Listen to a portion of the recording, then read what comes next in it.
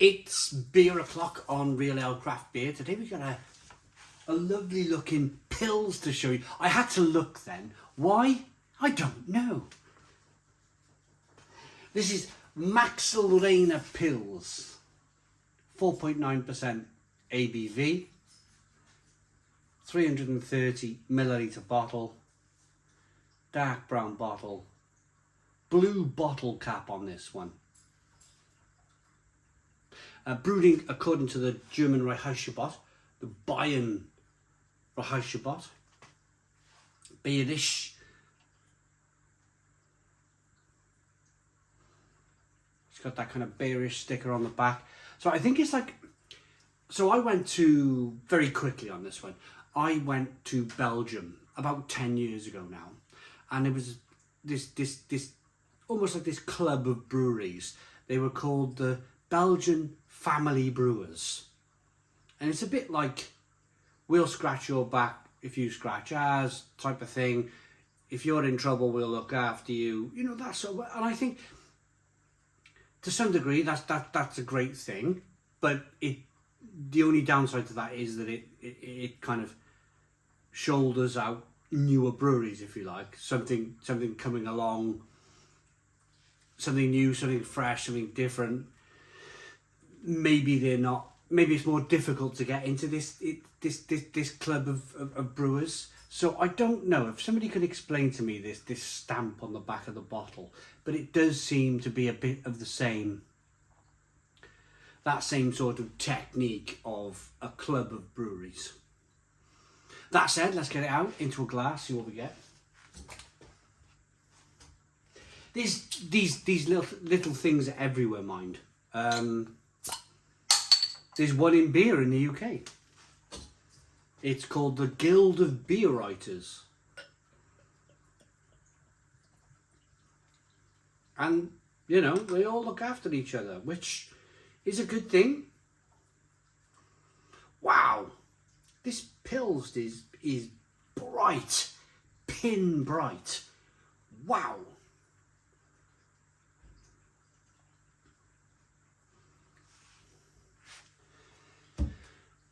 Whew, look at the colour of that. Is pin bright beer.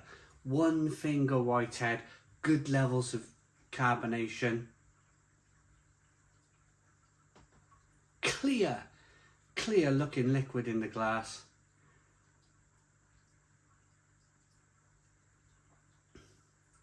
Straw coloured. Do you know, I don't think I've ever seen a Pilsner looking as bright as that. It's almost a luminous aroma.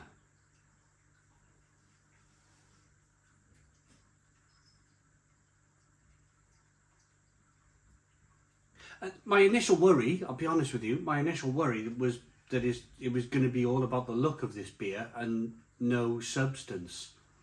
But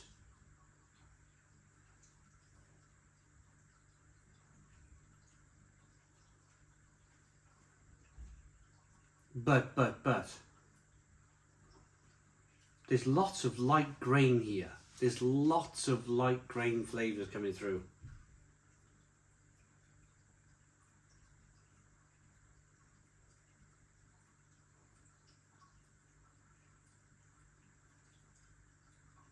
And there's that. Now I just reviewed a Helles Lager.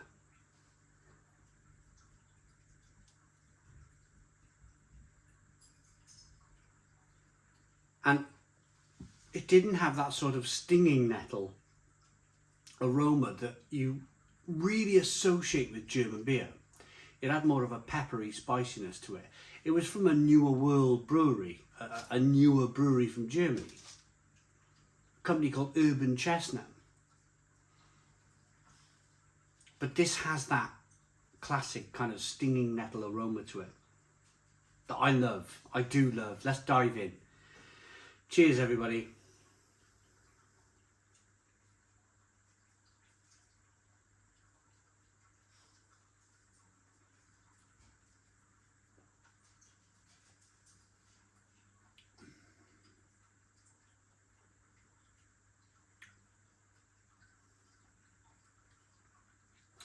I'm waiting for that biting Pilsner bitterness to creep in. Let's give it another taste.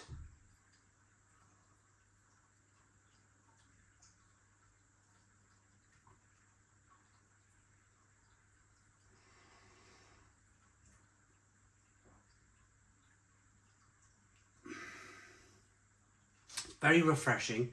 It's very clean. It reminds me of a Pilsner that I reviewed.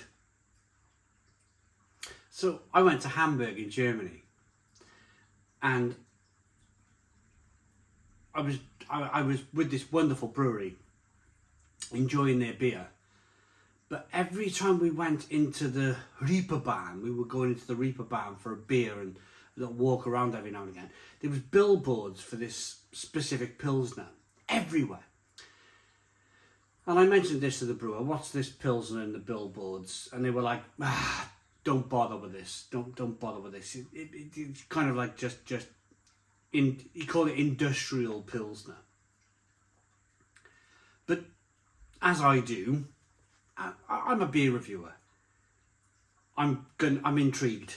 If there's things on billboards, I'm intrigued. So one afternoon, whilst I was free, whilst I was there, I took the time to go to the supermarket, buy a bottle of this beer, chill it in my fridge, and then review it. And it turned out it was pretty good. But that's the thing with German beer. That's the thing with German beer. It's all good. It's all to like a high level, a high standard, because that's what the German public expect. The German public expect a certain level of quality from their beer.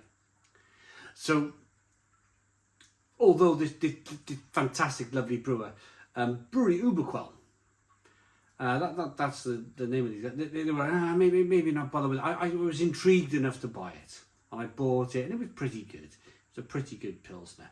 This reminds me of that, where I'm not jumping round the conservatory, I'm not jumping round in here going, "Stone the Crows, this is amazing," but it's still at a very high level.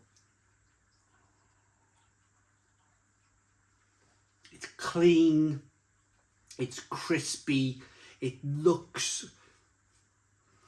I suppose for the mass market it looks great, doesn't it? I prefer it to be hazy personally, but it looks good for the mass market. It's lacking a little bit of bitterness. I've given it a chance. I've tried it and tried it and tried it. For me, it's not kind of punching enough for that Pilsner bitterness, but it's still very good. It's still a very good beer. This is available from our channel sponsors, beersofeurope.co.uk. Beersofeurope.co.uk, the largest online beer store in the UK, with a fabulous range of beers from all over the world. If you like Pilsner from Germany, or if you like a Spanish lager, a decent Spanish lager, not the junk that you get on the supermarket shelves in the UK, then check out beersofeurope.co.uk. It's a whole warehouse full of beer to choose from. The website is www.beersofeurope.co.uk. I'm going to rate this now.